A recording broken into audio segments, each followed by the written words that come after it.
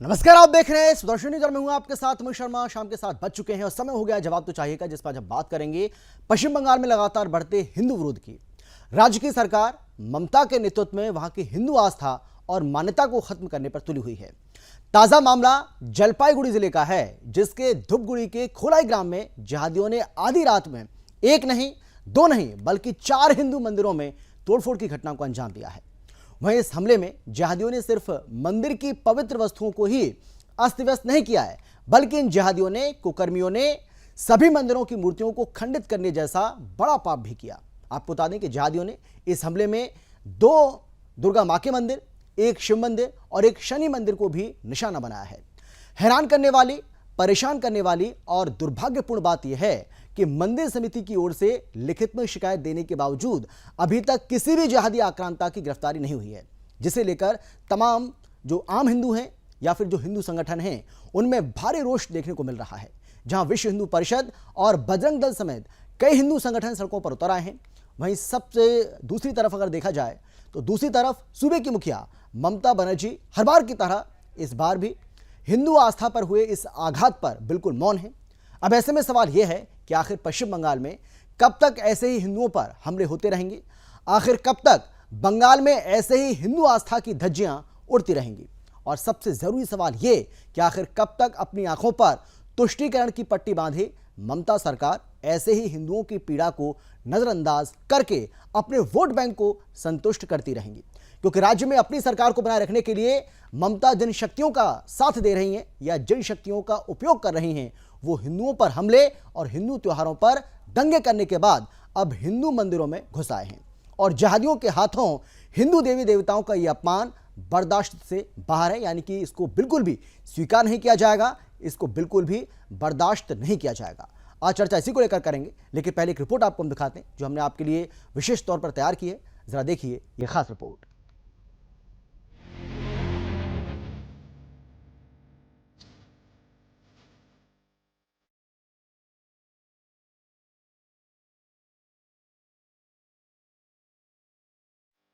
मंदिरों पे हमला, मूर्तियों का अपमान और इस अपमान से आक्रोशित हो सड़कों पर उतरे असंख्य हिंदू कार्यकर्ता। कुछ यही वर्तमान दृश्य है ममता बनर्जी के उस पश्चिम बंगाल का, जो कभी अपने पहले हिंदू संप्रभु साम्राज्य और शैव राजा शशांक के नाम से जाना जाता था। लेकिन इन दिनों पश्चिम बंगाल में सूबे की मुखिया ममता बनर्जी के नेतृत्व में पश्चिम बंगाल जिहादियों और बांग्लादेशी घुसपैठियों का अड्डा बन गया है, जहां हिंदुओं पर हमले, हिंदू त्योहारों पर दंगे और रोज धीमे विष की तरह हावी होता हिंदू विरोध अब आम होता जा रहा है। आपके टेलीविजन स्क्रीन पर नजर आ रहा हिंदुओं का ये भारी जनसैलाब ये बताने के लिए काफी है कि पश्चिम बंगाल में किस स्तर पर हिंदू विरोध हावी है।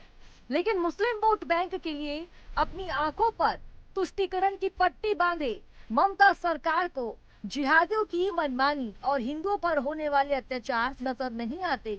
लेकिन इस बार पश्चिम बंगाल के जलपाईगुड़ी जिले में हिंदू जिहादियों की मनमानियों के खिलाफ सड़कों पर उतर आए हैं, जहां धूपगुड़ी के होलाई ग्राम में जिहादी आधी रात को पूरे 4 हिंदू मंदिरों में तोड़-फोड़ कर और मूर्तियों को खंडित करते हैं, मंदिर में आग लगाकर भाग जाते हैं।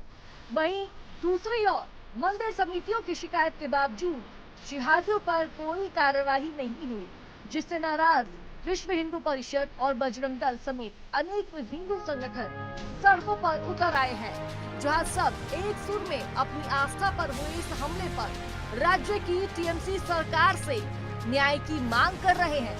वहीं दूसरी ओर हर बार की तरह इस बार भी मुस्लिम प्रेमी ममता दीदी हिंदुओं पर हुए इस हमले पर मौन है।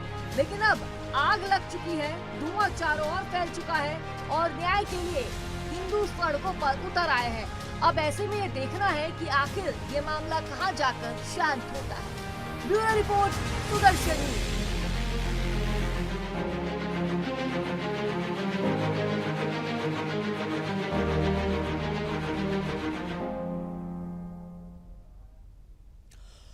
तो पश्चिम बंगाल का हिंदू इस वक्त बहुत ज्यादा आहत है, बहुत ज्यादा परेशान भी है, व्यथित भी है।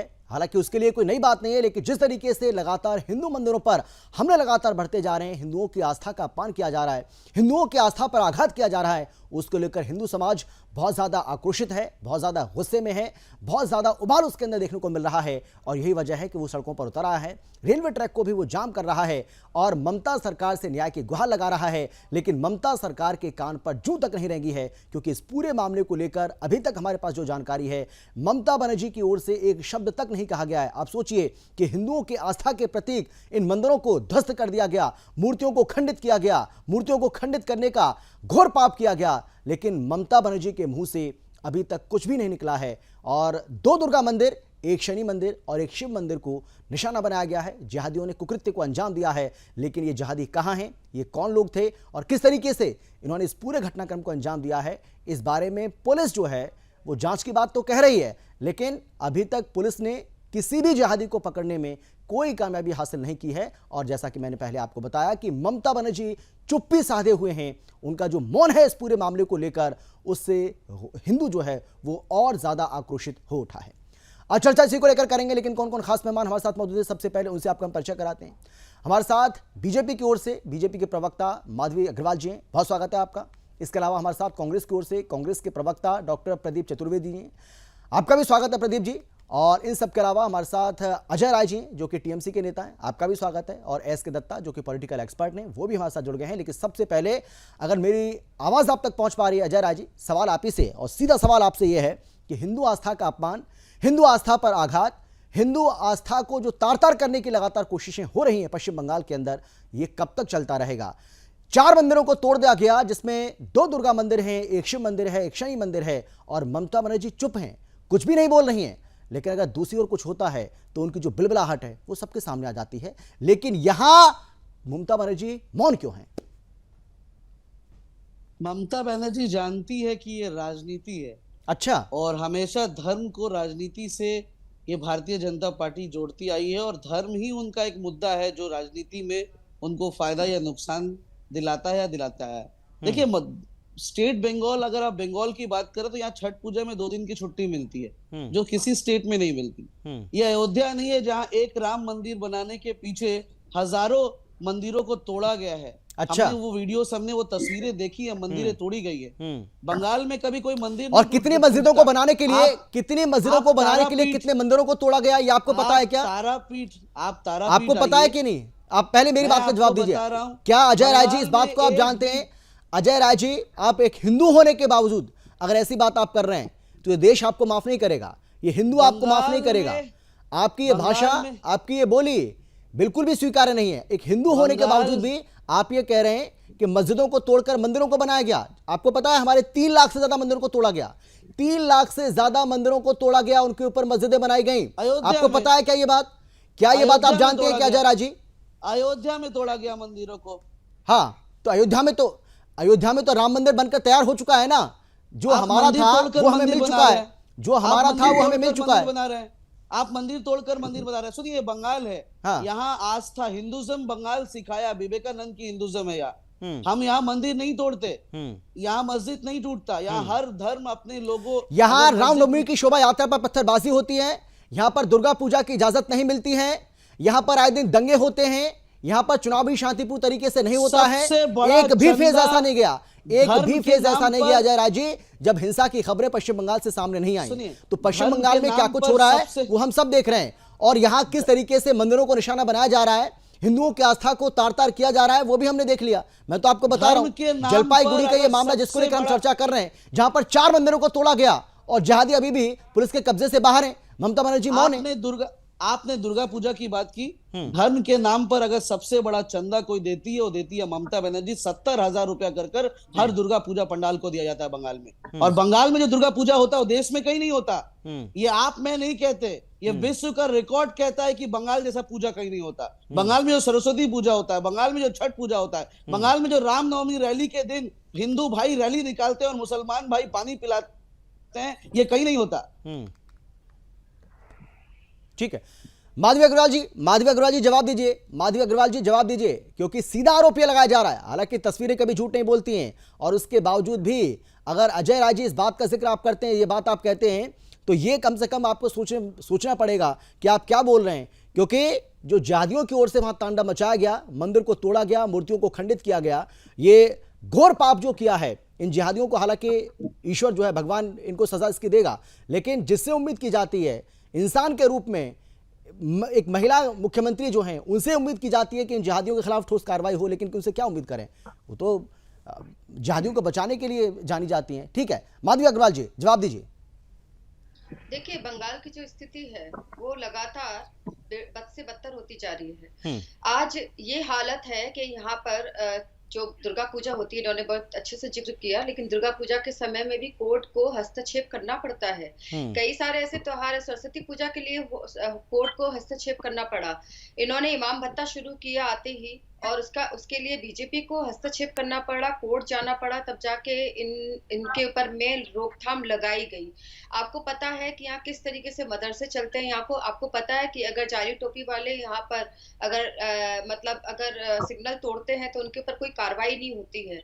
पश्चिम बंगाल के हालात बहुत खराब है। राजनीतिक एक सोच के तहत इन लोगों ने छुट्टी जरूर कर दी है, लेकिन फिर भी इन्होंने क्या कहा था मंच से, अभी कुछ दिन पहले की बात है, जब रामनवमी की जब रैलियां और रामनवमी की सभाएं होने वाली थी, तब इन्होंने कहा था, ममता बनर्जी ने मंच से कहा था कि रामनवमी जो आछे ओटा ओদের दांगा करार दिन आछे। तो ये बात हमें भूलनी नहीं चाहिए। टीएमसी के लीडर भले ही टीएमसी को रिप्रेजेंट कर रहे हैं, मुझे बोलने दीजिए, आप बीच में मत बोलिए।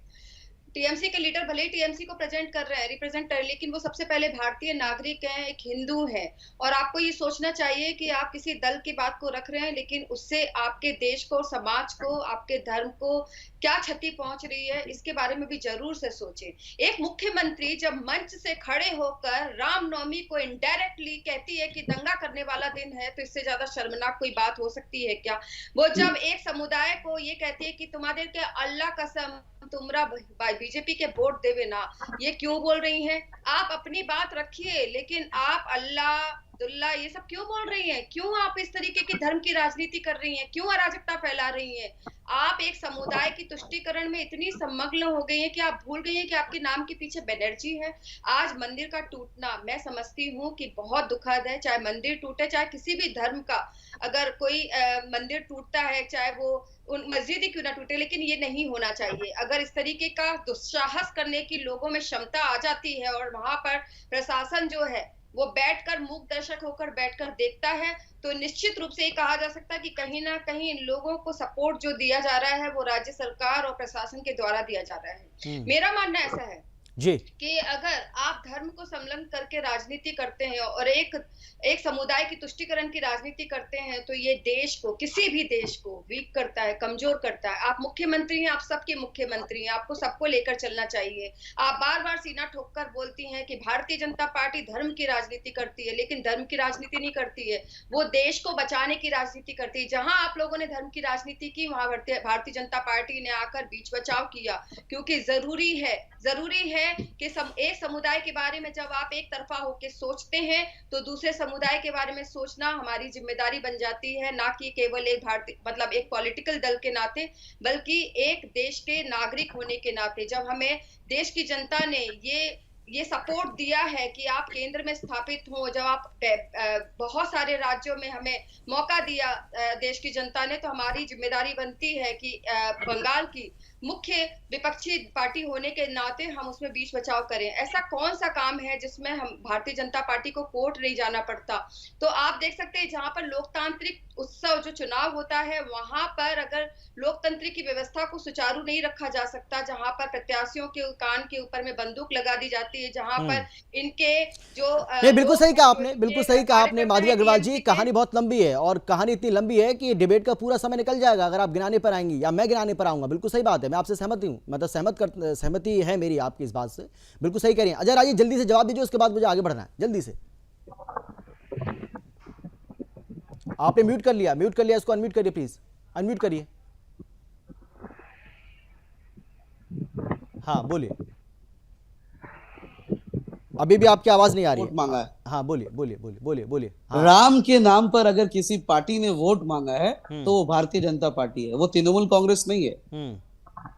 और नहीं, मैं अगर आपको बता दूं, आप नहीं, राम मेरी विरोध बहन पर, को, अगर आप मेरी राम बहन विरोध पर को एक वोट मांग गलती रहे है, हैं, मुझे बोलने भाई दीजिए, मुझे तो ऐसा लगता है अगर व्यक्तिगत मेरी राय आप बोलने पूछेंगे, दीजिए, नहीं आप मुझे बोलिए ना, बोलने दीजिए, लेकिन व्यक्तिगत राय अगर मेरी मेरी आप पूछेंगे तो राम मुझे विरोध के बोलने बजाय दीजिए, अगर राम के समर्थन में आप वोट मांग रहे हैं तो वो ज्यादा बेहतर है। भाई आप मुझे बोलने दें। हिंदू बहुसंख्यक देश में अगर राम के नाम पर वोट नहीं मांगा जाएगा तो किस नाम पर वोट मांगा जाएगा? आप बताइए। अरे राम के हिंदू विरोध में को हिंदू जैसा कि ममता जी मांगती हैं, ममता बनर्जी हिंदू जिस को तरीके से किसी मांगती है बात वैसे से क्या? डर नहीं है, हिंदू किसी से नहीं डरता, हिंदू को किसी बात की डर नहीं है। हिंदू को डर है कि एक पार्टी है जो सबसे ज्यादा जिसके खिलाफ में रिलीजियस राइट के केस है कोर्ट में, वो पार्टी धर्म की बात करती है।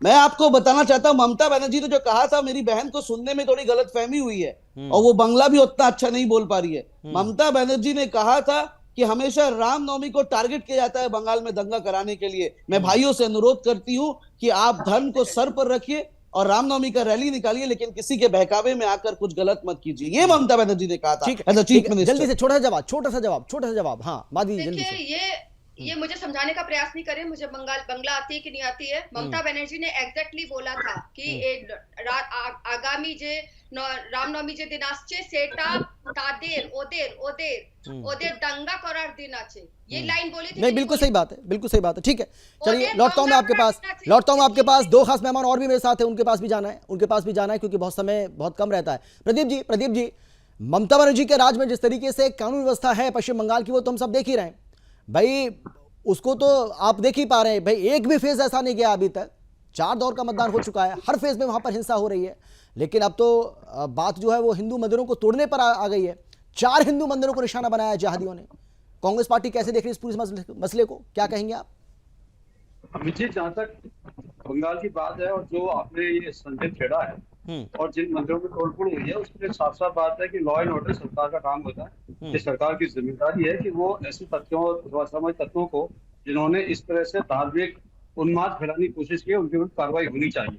ये हमारे संविधान में व्यवस्था की गई है और हमारी जिम्मेदारी भी है कि राज्य सरकार इसको देखे और ऐसी किसी भी हादसा धर्म को छेड़ने की किसी संभावना पर वो तुरंत कार्रवाई कर लॉ एंड ऑर्डर को मेंटेन करे।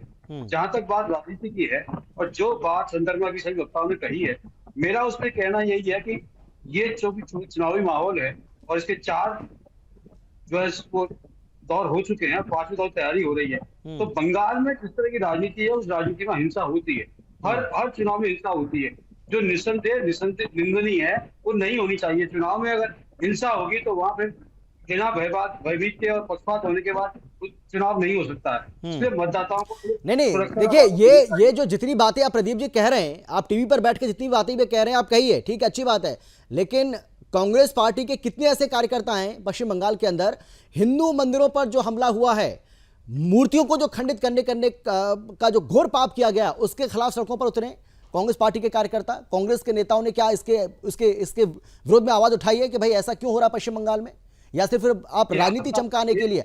अधीर रंजन चौधरी ममता बनर्जी को घेरने के लिए पता नहीं क्या क्या बोलते हैं, लेकिन जब हिंदुओं की बात आती है तो कांग्रेस पार्टी को सांप सूंघ जाता है। कांग्रेस पार्टी के क्या किसी नेता ने पश्चिम बंगाल के, खासतौर पर अधीर रंजन चौधरी ने क्या एक शब्द भी बोला इस पूरे मसले को लेकर? क्या बोला है कि भारतीय जनता पार्टी सांप्रदायिक सद्भाव बिगाड़ने की कोशिश करती है? उन्होंने धर्म का उपयोग करके राजनीतिक संविधानों को छेड़ने की हमेशा कोशिश की है। मैं ये मान के चलूं प्रदीप जी, आप ऐसी बात करके उन जिहादियों को बचाने का काम कर रहे हैं जिन्होंने हिंदुओं की आस्था पर आघात किया, जिन्होंने हिंदुओं की आस्था का अपमान किया, जिन्होंने हमारे भगवान की मूर्तियों को तोड़ा। आप उनका बचाव कर रहे हैं क्या? ये मानूं मैं टीएमसी के मामले में मानता हूं कि भाजपा ने ये इसका लाभ लेने की कोशिश की है। पूरे देश में उन्होंने सांप्रदायिक सद्भाव को बिगाड़ने की कोशिश की, लेकिन तो दुर्भाग्य है कि इस चुनाव में उनको लाभ नहीं मिल रहा है, इसीलिए बहुत ही परेशान है। हमेशा हम धन की राजनीति की है, लेकिन इस बार धन का कार्ड नहीं चल रहा है। मोदी जी से परेशान है और मोदी जी की सरकार इस बार खंडित होने जा रही है। नहीं, क्या कहना चाह रहे हैं आप? मैं ये जानना चाह रहा हूं आपसे डॉक्टर प्रदीप, मैं आपसे ये जानना चाह रहा हूं कि जो मूर्तियों को तोड़ा गया, मंदिरों को ध्वस्त किया गया, उन जिहादियों को बचाने की कोशिश कर रहे हैं क्या आप? आप कह रहे हैं कि उन्होंने जो कर दिया वो ठीक है, कोई बहुत बड़ी बात नहीं है, आप ये कहना चाह रहे हैं क्या? और अगर ऐसी सोच है तो आप बताइए, ये कांग्रेस पार्टी की सोच मानी जाएगी क्या है? क्योंकि जहां चुनाव हारने की जिम्मेदारी उनको लगता है चुनाव। अच्छा, एक बार भी आपने ये क्यों नहीं कहा कि उन जिहादियों को गिरफ्तार किया जाए, उनको सलाखों के पीछे भेजा जाए, उनको कड़ी से कड़ी सजा दी जाए, सजा ऐसी हो जो मिसाल बने, आगे ऐसे कोई भी जिहादी हिंदू मंदिरों पर हमला करे तो उसके पहले 100 बार नहीं बल्कि 1000 बार सोचे? आपने ये क्यों नहीं बोला? बंगाल में सामुदायिक सत्ता को बिगाड़ने का प्रयास भाजपा का प्रयास है, मैं इस बात को निश्चित तौर पर कह सकता हूँ। और टीएमसी के प्रवक्ता कह रहे हैं, उनकी बात बिल्कुल ठीक है कि भारतीय जनता पार्टी नहीं, आप क्या हैं? आप बताइए ना। आप किसी सुरक्षा एजेंसी के अधिकारी हैं क्या? आप क्या पश्चिम बंगाल में क्या किसी, हाँ, पुलिस डिपार्टमेंट में किसी बड़े पद पर हैं क्या? क्या आपने इस पूरे मामले की जांच की है क्या? आप कैसे इस बात की गारंटी ले सकते हैं? नहीं, कैसे आप इस बात की गारंटी ले रहे हैं? आप बताइए ना, आप इस बात की गारंटी कैसे ले रहे हैं? आपको कैसे पता कौन लोग हैं वो? ये तो जांच का विषय है, वो तो जांच का विषय है। लेकिन क्या हिंदू कभी ऐसा पाप कर सकता है क्या? क्या हिंदू कभी अपने मंदिर पर हमला कर सकता है क्या? क्या मूर्तियों को खंडित कर सकता है क्या? क्या मूर्तियों को तार तार कर सकता है क्या? क्या वो मूर्तियों को तोड़ सकता है क्या? नहीं कर सकता। चलिए, लौटूंगा आपके पास। बीजेपी कर सकती है। ठीक है, मैं आता हूं आपके पास, मैं आपके पास लौटूंगा। एसके दत्ता जी, आप कैसे देख रहे हैं इस पूरे मामले को? और बहुत लंबी फहरिस्त है। अगर पश्चिम बंगाल की हम बात करेंगे तो ये कोई पहला मामला तो है नहीं, यहां तो लगातार ऐसी घटनाएं घट रही हैं। लेकिन जिस तरीके से हिंदू आस्था का अपमान हो रहा है, हिंदू आस्था पर आघात जो हो रहा है, बार बार जो हो रहा है, उससे तो पीड़ा हो रही है सर हमें।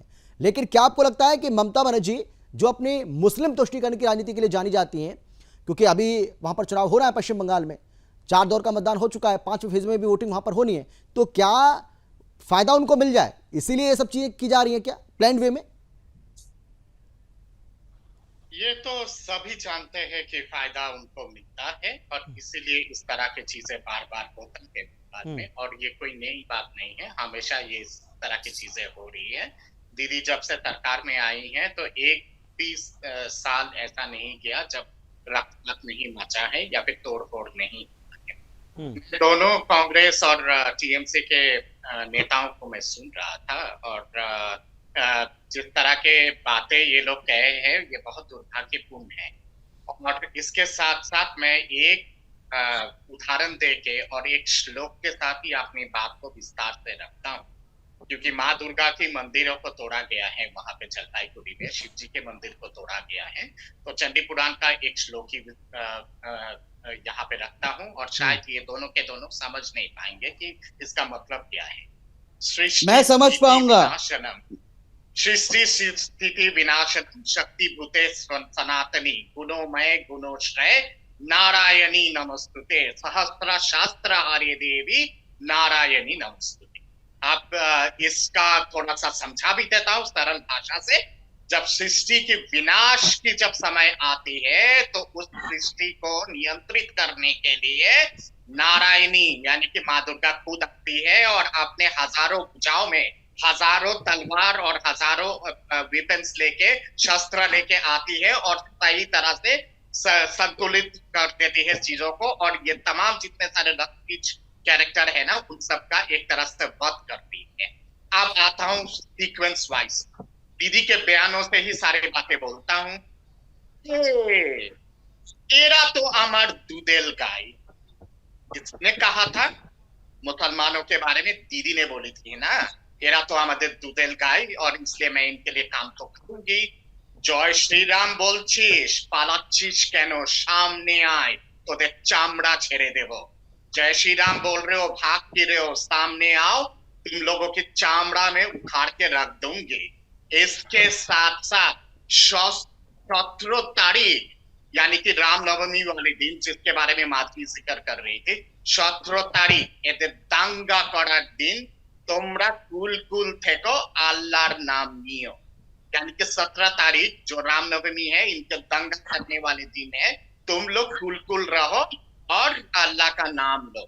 ये एक और चीज है। पिछले बार 2019 में शीतलकुची पे जब दंगा मचा था वोटिंग के दौरान और पोलिंग के दौरान, दीदी ने बाकायदा अपने एक मुस्लिम समर्थक को, एक टीएमसी कार्यकर्ताओं को फोन करके बोली थी, তোদের যা করার করে নে, আমি দেখে নেব, तुम लोगों को जो कुछ करना है कर लो, मैं देख लूंगी।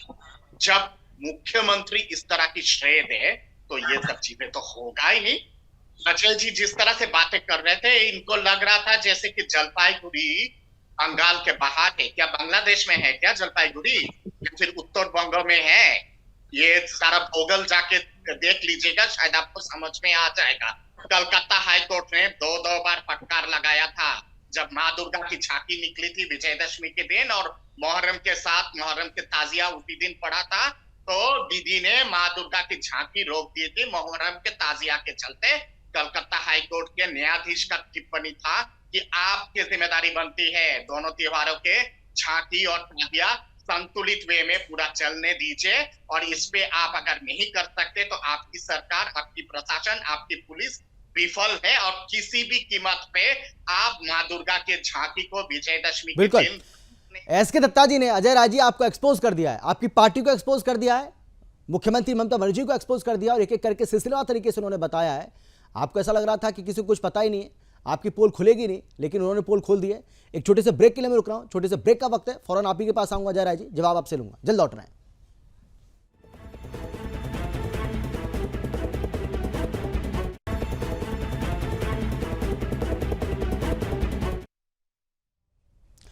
तो पांचवें दौर में भी मतदान होना है पश्चिम बंगाल में, और जैसा कि हमने आपको बताया कि पिछले 4 दौर में भी वहां पर मतदान हुआ, लेकिन किस तरीके से हिंसा की खबरें लगातार सामने आई, एक भी चरण ऐसा नहीं गया जब पश्चिम बंगाल से हिंसा की खबर सामने ना आई हो। तो कुल मिलाकर के चुनाव है, और चुनाव है तो क्या ये माना जाए कि पश्चिम बंगाल में इसीलिए तनाव है, और तनाव क्या ऐसा होगा कि हिंदू मंदिरों को तार तार किया जाएगा, हिंदू मंदिरों को तोड़ा जाएगा, मूर्तियों को तोड़ा जाएगा, और क्या ये सिर्फ वोट बैंक की राजनीति के लिए सब किया जा रहा है? पांचवें दौर का जो मतदान होना है, क्या उसमें फायदा लेने के लिए सब किया जा रहा है? यह भी अपने आप में एक अहम सवाल है, और ये देश की जनता और बंगाल की जनता भी इस बात को जानना चाहती है, इस सवाल का जवाब भी वो चाहती है। अजय राय जी, बोलिए आप। देखिए, सबसे पहले तो अगर आप बंगाल में आए तो दुर्गा पूजा का अभी ममता बनर्जी ने एक प्रोसेशन निकालना स्टार्ट किया है। मतलब जितनी प्रतिमाएं हैं बंगाल में, वो पूरी प्रतिमाएं रेड रोड पर आती हैं और लोग उनका दर्शन करते हैं। ये एक इतिहास है। दूसरी बात, ममता बनर्जी कभी भी, वो उनकी सरकार है यहाँ, हमारी सरकार है यहाँ, हम जीत रहे हैं। बीजेपी डबल डिजिट क्रॉस नहीं कर सकता बंगाल में इस बार। हमारी सरकार, हम नहीं चाहते हैं कि हम यहाँ पे किसी तरह का कोई झमेला हो या कुछ हो, हम तो रोकना चाहेंगे उसे। अगर बीजेपी ये झमेला कर रही है, 2-3 बातें मैं क्लियर कर दूं। ममता बनर्जी ने हाईकोर्ट से कहा था कि हर साल 2011 के बाद हमारी सरकार बनी है, और ताजिया हो या दुर्गा पूजा हो या मुहर्रम हो या कोई भी जुलूस हो, कोई भी रैली हो, बंगाल में बहुत शांतिपूर्ण होता है। पता नहीं बंगाल के बाहर एसके दत्ता जी क्या सोचकर बैठे हैं। जलपाईगुड़ी में भी जो बात है, ये मंदिर तोड़ा गया है, जानबूझकर तोड़ा गया है इलेक्शन के पर्पस को लेकर। कोई हिंदू नहीं तोड़ेगा। किसने तोड़ा? हिंदू नहीं। अगर आपके पास जानकारी है भाई, अगर ऐसा पाप किसी ने किया और आपके पास जानकारी है, तो ये आपकी सरकार की नाकामी है, ये आपकी सरकार की नाकामी है, स्थानीय प्रशासन की नाकामी है। हम लोगों को ढूंढेंगे, पकड़ेंगे, भारतीय जनता तो पकड़कर जेल में डालिए ना उनको, पकड़कर जेल में डालेंगे, ये हमारा फर्ज है। हाईकोर्ट के राय पे भी हमने कहा था कि हम सुशृंखल तरीके से हम यहाँ रैली निकालेंगे, हम पकड़ेंगे उन्हें। इससे पहले भी बंगाल में ऐसा हो चुका है कि बीजेपी के लोगों ने फ्लैग लेकर दारू पीकर मंदिर तोड़ा है, हुआ है यहाँ बंगाल में। ठीक है, एसके दत्ता जी जब बोल रहे थे, और सुनिए, जवाब देना चाह रहे हो, गाय आपकी बात का जवाब देना चाह रहे हैं, प्लीज सुन लीजिए। हाँ, अच्छा बोलिए, जल्दी से बोलिए आप अपनी बात पूरी कीजिए, उसके बाद जाता हूं मैं। हाँ बोलिए। गाय है, उसका लात भी हम खा सकते हैं, ममता बनर्जी ने ये कहा था। और वोट बैंक की राजनीति नहीं करती है ममता बनर्जी। ममता बनर्जी मुसलमान पक्ष की राजनीति नहीं करती है। ममता बनर्जी हिंदुज्म संस्कृत यूनिवर्सिटी है हावड़ा में, 300 पॉलिटेक्निकल कॉलेज है जब राम मंदिर बन रहा था। ममता बनर्जी उन्नयन करती है। जलपाईगुड़ी में 5,222 करोड़ रुपए खर्चा करके टूरिज्म की है जलपाईगुड़ी में, दार्जिलिंग में ममता बनर्जी ने। ममता बनर्जी उन्नयन की राजनीति करती है। ममता बनर्जी धर्म के नाम पर मंदिर तोड़ने का राजनीति नहीं करती। ठीक है, एसके दत्ता जी आप बोलिए। हाँ बोलिए। इतना उन्नयन की राजनीति दीदी करती है, तो सबको आप पता बंगाली हैं, माननीय सुप्रीम। अरे चुप करो, और सारे लोग सुनो प्रथम, चुप करो, सुनो प्रथम, बीच में मत बोलो, सुनने की क्षमता रखो, के बाद जो जवाब देना है दो, सुनने की क्षमता रखो। पहले कितना उन्नयन की राजनीति करती है ममता जी, सबको मालूम है। सुप्रीम कोर्ट को भी पता है, कलकत्ता हाई कोर्ट को भी पता है। कलकत्ता हाई कोर्ट के ऑर्डर को हमने माना है। फिलहाल एसएसटी स्कैम में सुप्रीम कोर्ट पे जब भागते आए थे कि माय लॉर्ड हमें बचा लीजिए, हाई कोर्ट से हमें बचा लीजिए, सुप्रीम कोर्ट ने भी फटकार लगाया, ये कहते हुए कि धांधली जिस हिसाब से आप लोगों ने किया है, बात साबित नहीं हो सकती। गुनाह है। सरकारी साबित जॉब नहीं हो अगर सकती। नहीं दे पाओगे और लोगों का भरोसा अगर सरकारी जॉब से उठ जाएगा तो इससे ज्यादा दुर्भाग्यपूर्ण चीज कुछ नहीं सुनिए, हो सकता है। पेपर लीक ये की सुप्रीम सरकार कोर्ट ऑफ इंडिया पेपर के लीक की चीफ सरकार जस्टिस 2014 से चल रही है। टिप्पणी है। बच्चे परीक्षा दे रहे हैं और चीफ जस्टिस पेपर की लीक हो रहा टिप्पणी है। है। बंगाल नौकरियां बीजेपी की सरकार ने कभी नहीं दिया। पब्लिक रैली में कलकत्ता हाईकोर्ट को लेके क्या बोली है हाल फिलहाल में सबको मालूम है। आमादेर खाओ, हम लोगों के खाते हो, हमारे गाड़ी में चढ़ते हो, हमारे बांग्लों में रहते हो, डिसीजन देते हो हम लोगों की विपरीत, और लगता है कि आप लोग बीजेपी के लिए काम करते हो। ये तो ममता दीदी की टिप्पणी है कलकत्ता हाईकोर्ट को लेके। 2016 में 2017 में सरेआम झूठ बोल रहे हैं आप दुर्गा पूजा को लेके, दुर्गा पूजा की झांकी को लेके। कलकत्ता हाईकोर्ट के चीफ जस्टिस ने, न्यायाधीश ने बाकायदा कहा था कि बंगाल सरकार तुष्टीकरण करना बंद करे। ये टिप्पणी थी chief justice of Calcutta high court के 2016 में और 2017 में। एक बार नहीं दो बार कहा था और बाकायदा कान पकड़ के आदेश दिया था कि विजयदशमी की झांकियां किसी भी कीमत पे रोक नहीं सकती है। मुहर्रम के ताजिया के चलते दोनों चीजें एक ही साथ चलेगा। किस तरह की बातें आप करते हो। मालदा में, दिनाजपुर में और उसके साथ साथ मुर्शिदाबाद में सैकड़ों ऐसे मैं स्कूल की नाम दे दूंगा, पब्लिक स्कूल की और सरकारी स्कूल की नाम दे दूंगा, जहां पे प्रतिबंध लगा दिया गया है सरस्वती पूजा के लिए और धमकी दी गई है, क्योंकि ये सब माइनॉरिटी डोमिनेटेड एरियाज है, यहाँ पे सरस्वती पूजा नहीं हो सकती है। और ममता दीदी की सरकार हाथ जोड़ के कहती है जैसे फरमान आप लोगों ने जारी किया वो फरमान पूरी तरह से 100%, 100% लागू होगा। बिल्कुल। ये तो सच्चाई है। बिल्कुल। जो ये तमाम बरसाती ठीक है। मेंढक जितने हैं ना जी। कूदते रहे 4 जून दत्ता जी, बिल्कुल। 4 जून दत्ता तक, उसके बाद दत्ता जी, अपने आप आपके पता पास चल जो जाएगा भी कि रिकॉर्ड है हकीकत सब क्या है। गलत है। ठीक है, ठीक है, ठीक है। लेकिन आपके लेकिन पास प्रदीप जो जी, भी प्रदीप रिकॉर्ड जी, से सब डॉक्टर गलत प्रदीप जी, डॉक्टर प्रदीप जी, सवाल मेरा आपसे ये है कि क्या ये माना जाए कि 4 दौर का जो मतदान हुआ है उससे ममता बनर्जी को ये समझ आ गया है कि इस बार उनके साथ खेला होने वाला है और इसीलिए अब वो ये वाला कार्ड चल रहे हैं जिससे उनको लगता है कि राजनीतिक फायदा हो जाए। 42 में 42 सीट जीतेंगे हम लोग। नहीं ठीक है, आप ओवर कॉन्फिडेंस में रहिए, कौन रोक रहा है। 42 पे 42 तो पिछली बार भी नहीं ला पाए, आपको पता है कितने लाए थे। और बीजेपी ने 42 कितनी में जीती थी? 42 सीट जीतेंगे। इंडिया अलायंस जीत रहा अरे है। बोलने इंडिया में इस क्या जा बार। रहा है सर, बोलने में क्या जा रहा है भाई, बोलने में कुछ आप जाता टीवी थोड़ी में है। बोलेंगे, मैं बोल रहा हूं आप बोलेंगे टीवी में। ठीक है, ठीक है। डॉक्टर प्रदीप जी, डॉक्टर प्रदीप जी, जिस तरह का माहौल है, जिस तरह से देश से संदेश आ रहा है, उसमें हमें निश्चित तौर पर लग रहा है कि बंगाल में बीजेपी जो अपना टारगेट लेके चली है वो हासिल करने की स्थिति में नहीं है, क्योंकि ममता बनर्जी की अपनी अच्छा राजनीतिक कांग्रेस का लोकप्रियता बता दीजिए ना और आप। वहाँ के लोग आप चलिए ठीक है, आप बीजेपी का छोड़िए ना, बीजेपी के प्रवक्ता थोड़ी, आप तो कांग्रेस के प्रवक्ता हैं, आप अपना बताइए ना। वो तो बता रहे हैं कम से कम भाई, अजय राय जी का जो भी है उनका कम से कम कॉन्फिडेंस तो देखिए, गजब का कॉन्फिडेंस है। वो कह रहे हैं 42 की 42, आप भी बता दीजिए। पूरे देश में अमित जी भाजपा को राजनीतिक माहौल खराब करने का श्रेय जाता है। वे हर बात पर जहां पर वो कमजोर हैं, भाजपा बंगाल में पहले भी पिछड़ी है और वहाँ तमिलनाडु वहाँ पे टीएमसी की सरकार रही है, टीएमसी के आगे उनकी नहीं चल रही है और उनको समझ में आ रहा है कि वेस्ट बंगाल में वो लोग चुनाव जीतने की स्थिति में नहीं है, इसलिए वो बौखलाए हुए हैं, इसलिए वो धर्म का इस्तेमाल कर रहे हैं और शंका व्यक्त की जा रही है। सारे सूत्र बता रहे हैं कि ये भाजपा की ही चाल है, इसके मामले में उन्होंने मंदिर में किया है और वहाँ वो धार्मिक उन्माद फैलाना चाहते हैं ताकि हिंदुओं को धार्मिक भावनाओं में बहकाकर वो चुनाव जीतने का प्रयास करें। ये उनका धार्मिक उन्माद का एक तरीका है। अच्छा ठीक है, नहीं ये आरोप तो आप पहले भी लगा रहे थे, मैं ये कह रहा था ये तो पुराने आरोप हैं, इसके पहले भी आप लगा चुके हो। मैं आपसे ये कह रहा हूँ कि कम से कम ये तो बता दीजिए ना कि आपकी कितनी सीटें आ रही हैं पश्चिम बंगाल में, कांग्रेस पार्टी की कितनी सीटें आ रही हैं। भाई बीजेपी का आप बता रहे हो तो बीजेपी तो देख लेगी वो, लेकिन आप कांग्रेस पार्टी की चिंता करिए ना सर, आप प्रवक्ता तो कांग्रेस पार्टी के हैं। हम अच्छी सीटें हासिल करेंगे और हम सरकार बनाने में ठीक है, यानी कि आप इस स्थिति में नहीं है, कम से कम नहीं। अजय राय जी को मैं दाद दूंगा और उनकी तारीफ भी करूंगा इस बात के लिए कि कम से कम कॉन्फिडेंस तो अच्छा है उनका, गजब का कॉन्फिडेंस है। कह रहे हैं 42 की 42, लेकिन कांग्रेस पार्टी के प्रवक्ता की हिम्मत ही नहीं हो रही है कि वो सीट का आकलन कर पाए कि पश्चिम बंगाल में कांग्रेस पार्टी जो सिर्फ एक सीट पर सिमट कर रह गई है। 2019 में सिर्फ एक सीट आई थी कांग्रेस पार्टी की, अधीर उन्हें रंजन confidence चौधरी, क्यों नहीं होगा, अधीर मुझे रंजन बताइए। चौधरी जीते थे, बाकी सब क्षेत्रीय बिहार। पार्टी जो वहां पर सत्ता में है उसे कॉन्फिडेंस क्यों नहीं होगा अमित जी? ठीक है, माधवी अग्रवाल जी, आपकी दुनिया माधवी में- अग्रवाल जी बोलिए, क्योंकि सीधा आरोप ये लगाया जा रहा है अजय राय की ओर से, और प्रदीप जी भी ये कह रहे हैं कि इसमें बीजेपी का रोल है। देखिए, ये तो आरोप लगाएंगे। सबसे पहली बात है कि ये लोग आपस में संदेश राजनीति खाली, लड़ रहे हैं। संदेश ममता खाली। बनर्जी तो बार बार बोल रही है कि तुमरा एकटा वोट कांग्रेस के देवे ना, बार बार बोल रही है।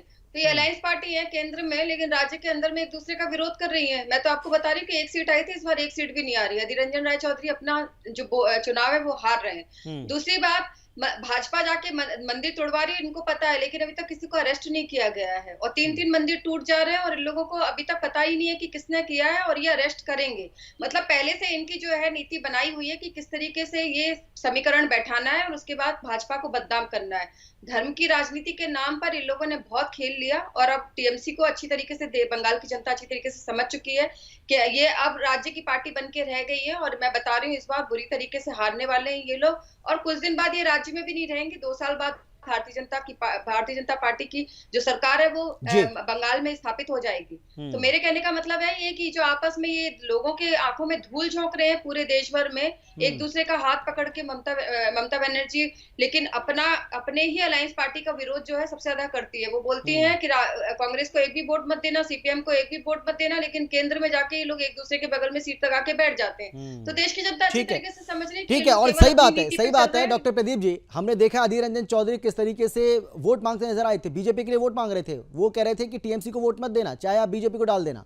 आपने देखा होगा उनका एक वीडियो वायरल हो रहा था, उस पर मैंने चर्चा भी की थी, उस पर आधे घंटे हमने चर्चा की है। तो भाई अब बीजेपी के लिए कौन खेल रहा है, बीजेपी के लिए कौन बैटिंग कर रहा है, ये तो आप भी जानते हैं बखूबी। आपके नेता खुद कह रहे हैं कि आप टीएमसी को मत जिताइए, लेकिन आप बीजेपी को जिता दीजिए। बताइए आप। ठीक है, जल्दी से एस के दत्ता जी, आखिरी कमेंट आपका 10 सेकंड में सर, वाइंड अप करना है, समय नहीं है बिल्कुल, जल्दी से। देखिए, हर कोई जानता है कि सच्चाई क्या है। ममता दीदी बंगाल में कांग्रेस और वामफ्रंट को लेके बोलती है, और ये कांग्रेस बीजेपी की बी टीम है और सी टीम है, यानी कि वाम राम शाम। और उसके साथ साथ 55 दिन तक शाहजहां शेख को में बिठा के दूध किसने पिलाया था, ये पूरा बिल्कुल सही दुनिया ने बात है, देखा है। बिल्कुल। अजय राय जी जल्दी से 10 सेकंड फटाफट। 1000 आपने देकर औरतों का इज्जत के साथ खेला है संदेश खाली में, आपको शर्म आनी चाहिए इस बात पर। अरे अदालत की फटकार भी आप कर लीजिए, अदालत की फटकार भी आप कर लीजिए। भाई बीजेपी को घेरिए आप, आपका काम है, अच्छी बात है, लेकिन अदालत ने क्या कहा इस मामले में ये भी देखिए। औरतों के साथ, औरतों के डॉक्टर प्रदीप जी आप बोलिए जल्दी से, आखिरी 10 सेकंड आपके पास, जल्दी से फटाफट सर, फटाफट। धार्मिक उन्माद फैलाने का काम भारतीय जनता पार्टी कर रही है, और वो चुनाव जीतने के लिए किसी भी स्तर पर जा सकती है। ठीक है, उसमें चाहे धार्मिक उन्माद की बात हो, ठीक है, चाहे किसी बात ठीक है। माधवी अग्रवाल जल्दी से, हाँ माधवी जी जल्दी से। देखिए, ये हार का जो फ्रस्ट्रेशन है वो निकालने का प्रयास कर रहे हैं। ये लोग आपस में एक दूसरे के साथ में विरोध करते हैं, लेकिन ये कितनी बुरी तरीके से हारने वाले हैं इनको भी पता है। कांग्रेस कितना, ठीक है मैम, मेरे पास समय इतना ही है। बहुत धन्यवाद आप सभी का मेरे साथ जुड़ने की, चर्चा में शामिल होने के लिए, अपनी बात रखने के लिए। समय मेरे पास इतना ही है। मैं चाहता था कि एक सवाल और आपसे लूं, लेकिन समय जो है वो बिल्कुल भी मुझे इस बात की अनुमति नहीं दे रहा है। इसीलिए देश और दुनिया की बाकी खबरों के लिए आप देखते रहिए सुदर्शन न्यूज। जय हिंद।